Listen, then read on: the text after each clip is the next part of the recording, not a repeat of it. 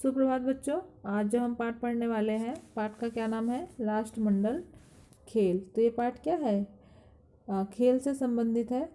और राष्ट्रमंडल खेल किसे कहते हैं? बेटा आपने जो है कॉमनवेल्थ गेम का नाम सुना होगा, उसी को हम हिंदी में क्या कहते हैं? राष्ट्रमंडल खेल। तो आज हम इस पाठ में जो है खेल के बारे में बताया गया है कि जो राष्ट्रमंडल खेल होता है किस तरह से प्रारंभ हुआ और किस तरह से यह खेला जाता है। ठीक है, तो इसको हम थोड़ा अब इस पाठ में विस्तार रूप से समझेंगे।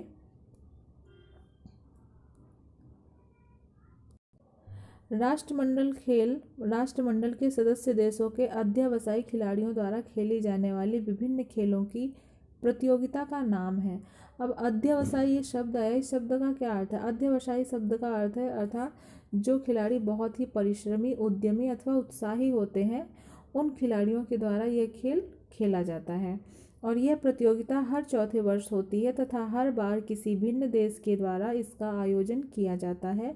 इस खेल में सम्मेलन प्रतियोगी मुख्यतः बैडमिंटन, बॉक्सिंग, साइकिल दौड़, तैराकी प्रतियोगिता, भारोत्तोलन, मल्लयुद्ध तथा भिन्न दौड़ों की प्रतियोगिताओं में भाग लेते हैं।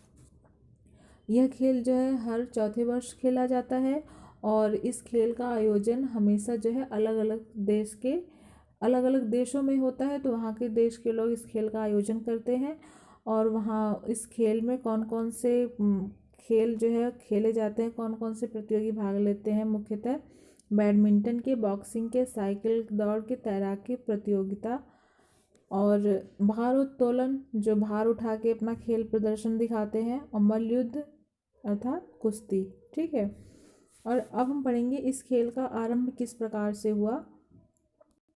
तो इस खेल का जो आरंभ है ये कब हुआ? यद्यप राष्ट्रमंडल खेल पहली बार 1930 ईस्वी में कनाडा में आयोजित किए गए थे, तथापि इनका बीज तो जॉन एस्टली कूपर ने 1891 ईस्वी में ही एक सुझाव देकर बो दिया था। अब यहाँ पर ये बताया जा रहा है कि जो राष्ट्रमंडल खेल का आरंभ था, वैसे तो इसका आयोजन पहली बार 1930 में किया गया, लेकिन इस पर विचार विमर्श जो है एस्टली कूपर ने कब दे दिया था? 1891 ईस्वी में इन्होंने इसका सुझाव दे दिया था। और सुझाव का उद्देश्य था अंग्रेजी साम्राज्य के देशों में आपसी सहयोग तथा सद्भावना को बढ़ावा देना था। लगभग 20 वर्ष तक यह सुझाव विचाराधीन ही रहा। मतलब जब एस्टली कूपर ने 1891 में यह सुझाव दे दिया कि इस तरह का खेल होना चाहिए, तो इस पर विचार विमर्श करने में 20 वर्ष लग गए।